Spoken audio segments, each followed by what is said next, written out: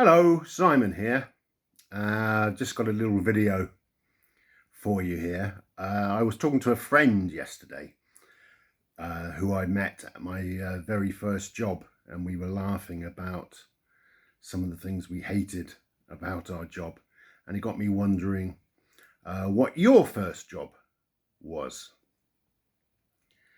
Let me tell you a little story about how I got my first job. I had just finished secondary school, and I'd got my A-levels, and I was waiting to go to university. And I was living with my grandmother at the time in England. And my gran said to me, "Simon, you've got to go and get a job in the summer holidays so that you got some money to take with you when you go to uni, because, you know, it can be very expensive." This was a long time ago now. But even then, going to university was expensive. And although I didn't really want to go on holiday, go on work experience, or have to do anything besides sit around and watch TV and sit in the sun, I said, okay, I'll try and find something. And at the local Tesco's supermarket, they were hiring people. So I went and got a application form from them. And the only job that they were advertising for at that time was people to work on the cheese counter. Now, I love cheese, but I imagined it would have been a really stinky job, standing around for 8 hours in the hot summer with lots of different cheeses, and I didn't really fancy it.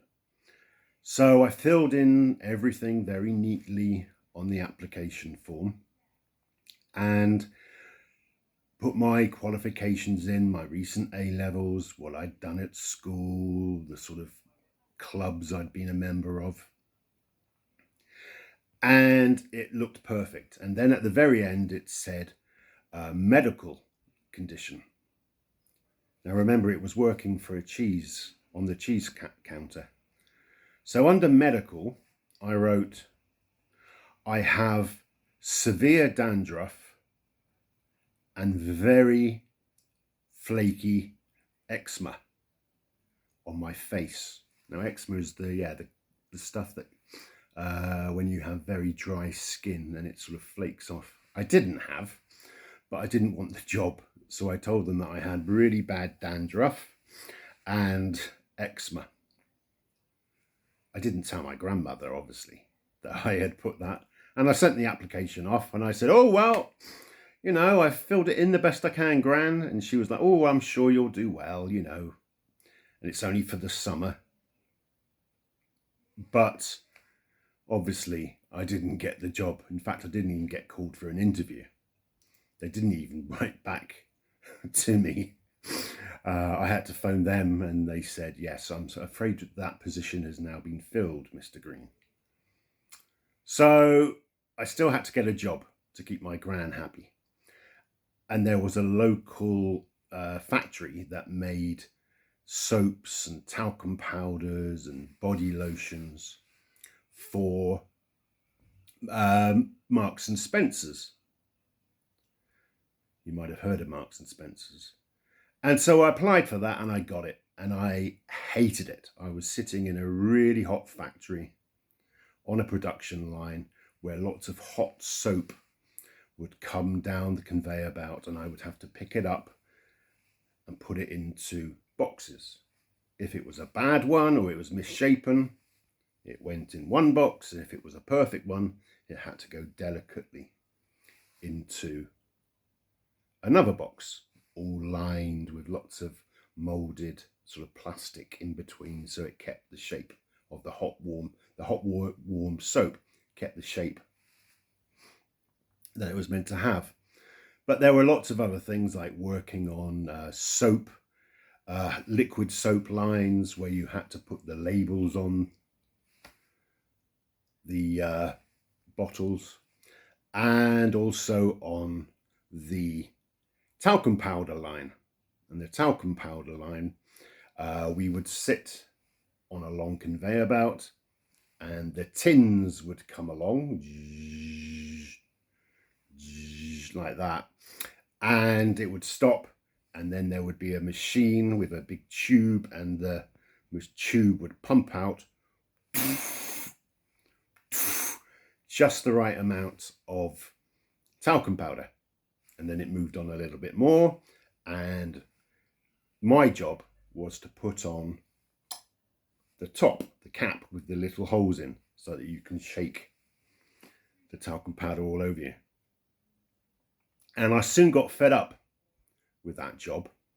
I was pretty hopeless at it, and I'd often find that there was a pile up of lots of tins that were overflowing because I hadn't put the caps on properly, or that I'd been too slow and they were falling over and there was talcum powder everywhere. And so I stuck that for a little while. But yeah, eventually I got fed up and I decided to resign. And so I went to the manager and I said, look, thank you very much for giving me this opportunity. I've been here, a few weeks now. But I think it's time for me to quit. And he said, oh, that's interesting.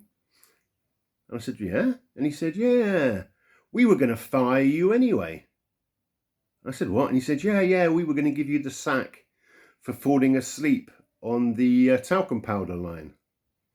And apparently one of the reasons that all the talcum powder tins had piled up was that I'd fallen asleep on my shift, and they'd piled up all the tins and fallen over and created a mess and lost the company lots of money. So that was my very first job, working in a factory, and if I hadn't resigned, I would have got fired. I'm just wondering what your first job was. Why don't you write in the comments below? Tell us what your first job was and what you liked or didn't like about it. There's also a link there for a freebie. Yes, a freebie. I'm giving away a freebie. What I've just told you now is an example of an anecdote, a personal story. And I know that lots of people who don't have English as their first language, but might have a very good grasp of English, still have problems when they're talking about themselves in a long turn, as it were, telling a personal story. And so what the link below will do, it will take you to a freebie, which is part 1 of my 4-day anecdote telling challenge. Now, if you click on the link, fill in your email, you'll be automatically sent the first tutorial in my 4-day challenge. You'll also get the materials that I've used, a PDF and a big long welcome letter, with a chance to sign up for the very cheap 4-day course, the rest of it. But you'll get part 1 free anyway, whether you decide to sign up for the rest of it or not. So please just click on the link, put in your email, and first part of my 4-day course of anecdote telling will be sent to your email. Okay, thanks very much, and I will speak to you soon. Bye.